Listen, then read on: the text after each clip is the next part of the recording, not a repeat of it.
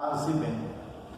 Querida paróquia Maria Imaculada, irmãos e irmãs, na nossa proposta de fazermos a leitura orante da palavra, neste domingo, terceiro domingo da Páscoa, iremos meditar Lucas 24, 13 e 35, o relato dos discípulos de Emaús. Só no Evangelho de Lucas que encontramos esse relato dos discípulos de Emaús. Com grande maestria e também beleza, Lucas nos mostra como o Senhor ressuscitado está presente na vida da comunidade e no caminho das pessoas, e como pode ser encontrado, como ele anima a vida da sua comunidade, principalmente nos momentos mais difíceis.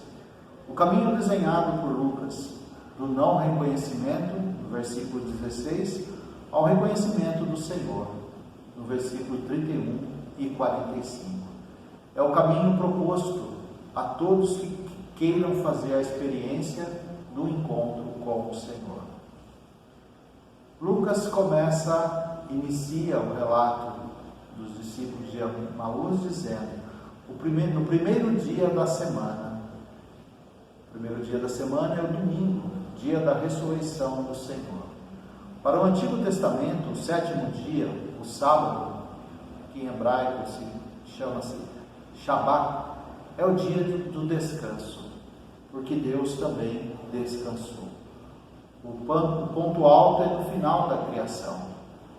Jesus também conclui sua obra no sexto dia, às 3 horas da tarde. No sábado, ele descansou. Mas Jesus ressuscita no primeiro dia da semana, no domingo. Inicia-se a nova criação que não tem fim. No projeto criador do Gênesis, o Deus Criador. Agora Jesus também, nesse sentido, nasce o homem novo, a mulher nova, a partir da sua ressurreição. O relato continua com muita beleza. Os 2 discípulos iam de volta para um povoado, Emaús, a 11 quilômetros de Jerusalém. 2 discípulos caminham pela estrada. Estão com medo, tristes, desanimados.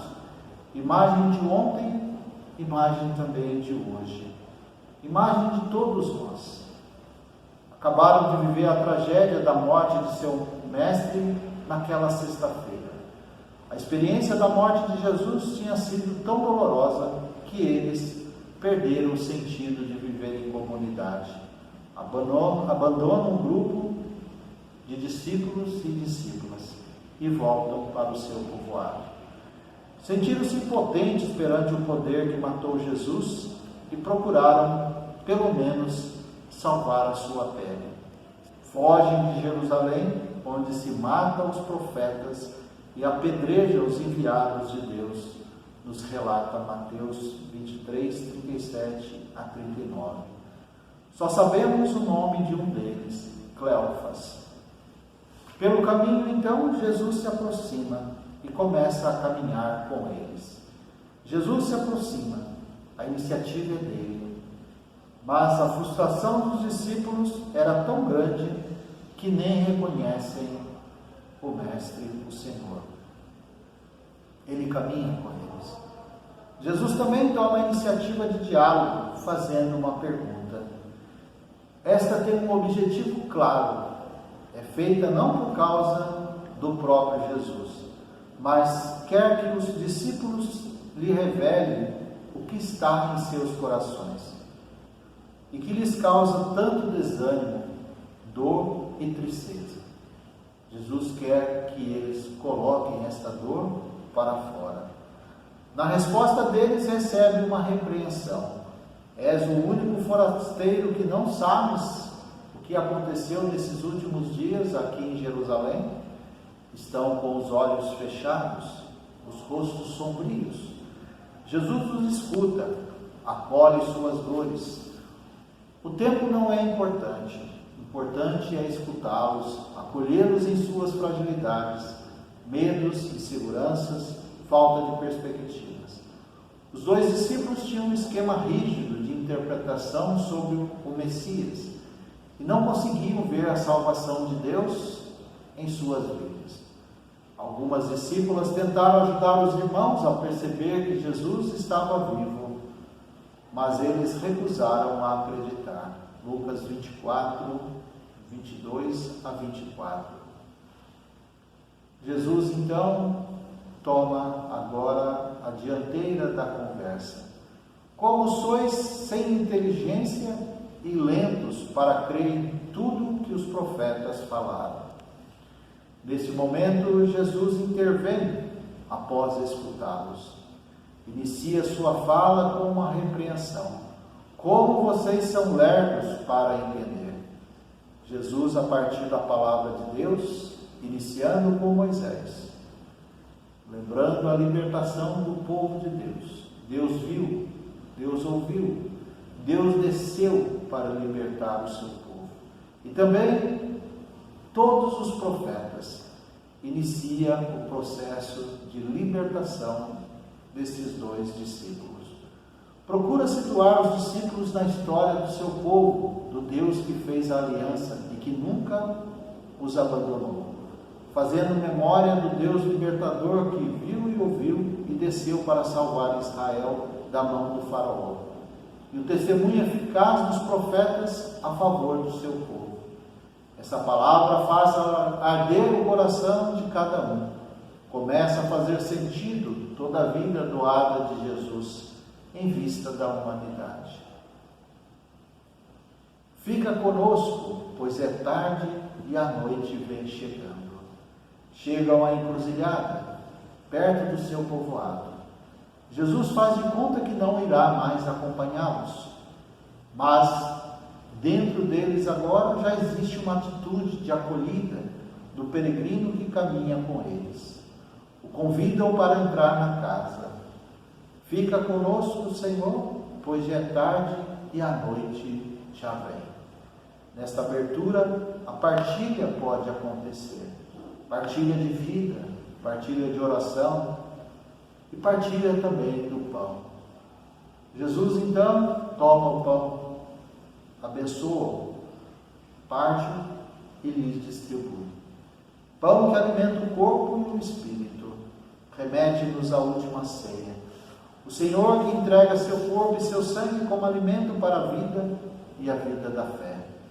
Quando Jesus se torna a refeição, entra dentro deles, ilumina o coração de cada um.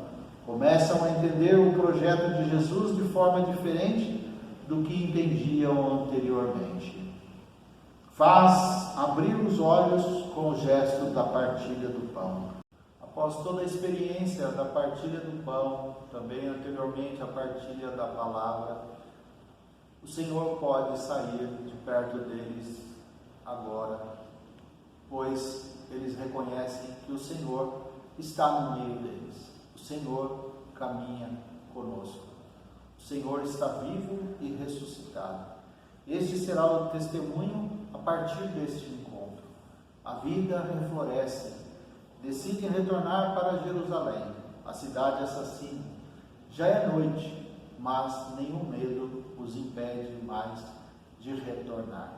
Retornam para a comunidade, para a partilha com os irmãos e irmãs que o Senhor está vivo, ressuscitado.